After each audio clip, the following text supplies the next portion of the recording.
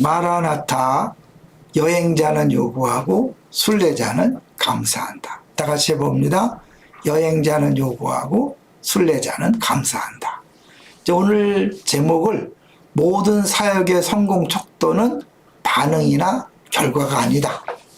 에스겔서를 설교하면서 하나님께서 에스겔을 파송하는데 그들이 듣지 않을 것을 미리 말씀하시면서 파송하잖아요. 이것은 뭐냐면 하나님이 파송할 때부터 이미 그들이 듣지 않고 때로는 눈에 보이는 결과가 없을 것을 말씀하는 거죠. 그래서요, 하나님은 에스겔을 파송하시면서 이스라엘 백성들이 자신의 말을 듣지 않을 것이라고 미리 말씀해 주셨죠. 그러므로 만약에 반응이 성공의 척도라면 에스겔의 사명은 시작하기 전에 실패로 선언되고 있는 셈이죠. 그러니까 이걸 봐서도 하나님의 주신 미션은 사람들이 어떻게 반응하는가, 그 결과가 어떠냐가 성공의 척도가 아닌 거죠.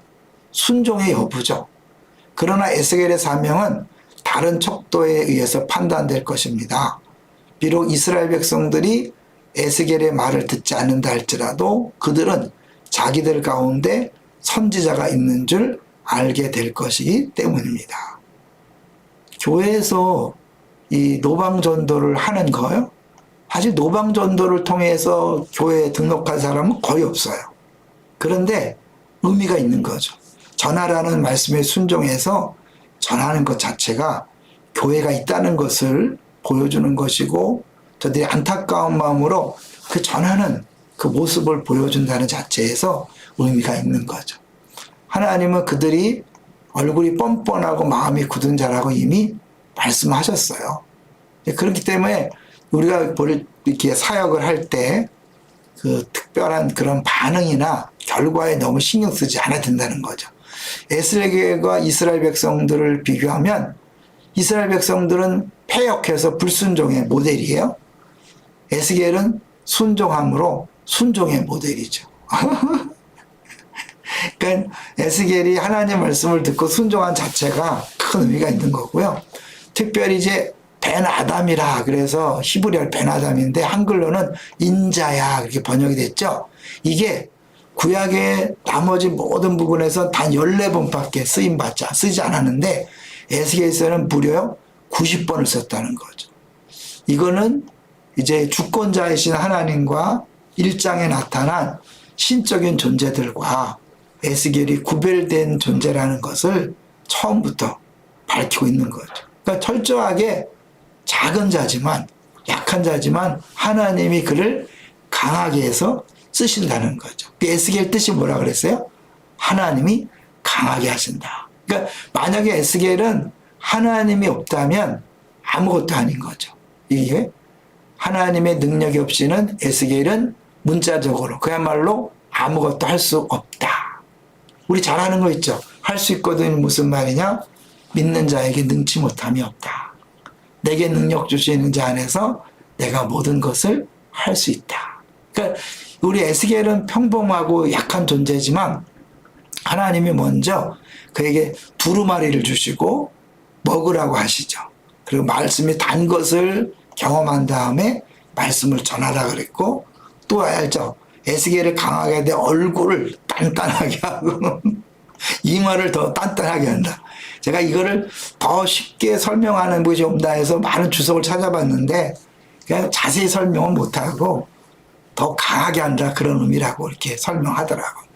보라 내가 그들의 얼굴을 마주보도록 내 얼굴을 굳게 하였고 그들의 이마를 마주보도록 내 이마를 굳게 하였으되 내 이마를 화석보다 굳은 금강석 같이 하였으니 다이아몬드 같이 했다는 거죠. 그들이 비록 반역하는 족속이라도 두려워하지 말며 그들의 얼굴을 무서워하지 말라 하시니라. 오히려 그들 얼굴 때문에 무서워하지 말라. 네 얼굴을 더 무섭게 하겠다. 그런 거 아니죠? 그럼 뭐야? 전혀 그런 거에 개의치 않도록 하나님께서 강하게 해서 넉넉히 전할 수 있게 한다는 거죠. 주일도 잠깐 말씀드렸지만 주일에도 이 예수님이 우리를 파송하실 때마다 꼭 우리가 기억해야 될 것은 뭐냐면 이 말씀을 하시고 그들을 향하사 숨을 내쉬며 이르시되 성령을 받으라. 요거 놓치면 안 됩니다. 성령 충만한 상태로 가야만 감당할 수 있는 거죠. 가나안이 그냥 보내는 게 아니라 성령 충만을 받으라. 그 성령 충만을 허락하신 다음에 가게 하신 거죠. 이제 특별히 그 에스겔이 해야 될 일이 뭐예요? 파수꾼을 세웠다는 거죠. 내 입의 말을 듣고 나를 대신하여 그들을 깨우치라. 주님께서 하실 일을 대신하는 거잖아요.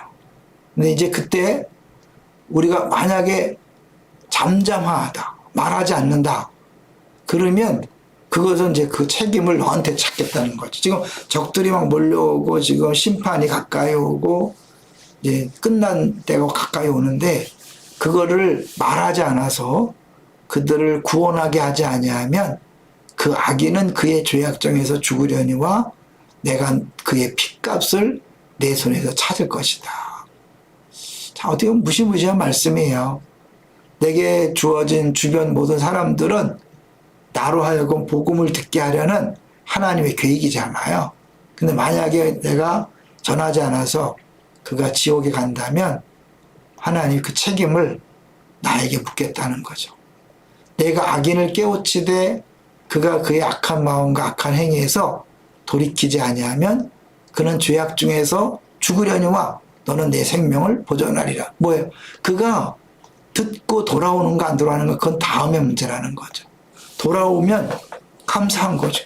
돌아오지 않으면 그는 자기 죄 때문에 죽는 거죠. 근데 차이는 내가 전해도 안 돌아올 때는 나에게 책임이 없어요.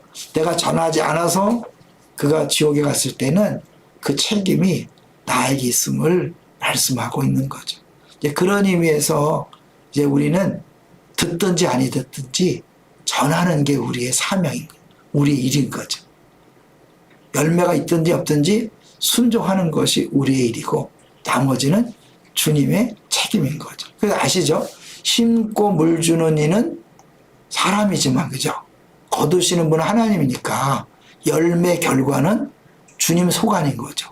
그러니까 우리가 뭐 결과가 좋다고 자랑할 것도 없고요. 결과가 나쁘다고 실망할 필요도 없어요. 자랑도 안 되고 실망도 아니에요. 열등감도 안 되고 우월감도 안 돼요. 그냥 다 모든 것이 은혜다. 다 그 모든 것이 은혜라고 인정해서 감사함으로 하나님께 영광을 돌리고 결과가 내가 원하는 만큼 안 됐다 낙심하는 게 아니라 주님께서 하신다. 알아서 하신다 생각하시고 나는 그저 내게 주어진 일에 충성하면 됩니다. 지금까지도 잘해오셨습니다. 했어도 아무 열매가 없었어도 문제없습니다. 사람들이 반응하지 않아도 괜찮습니다. 여러분이 주님 말씀에 순종해서 했다면 그것으로 오케이. 주님 자락하고 충성된 종 잘했다 칭찬하고 우리의 모든 수고에 대한 상으로 갚아 주실 것입니다. 계속해서 지치지 말고 파이팅입니다. 할렐루야.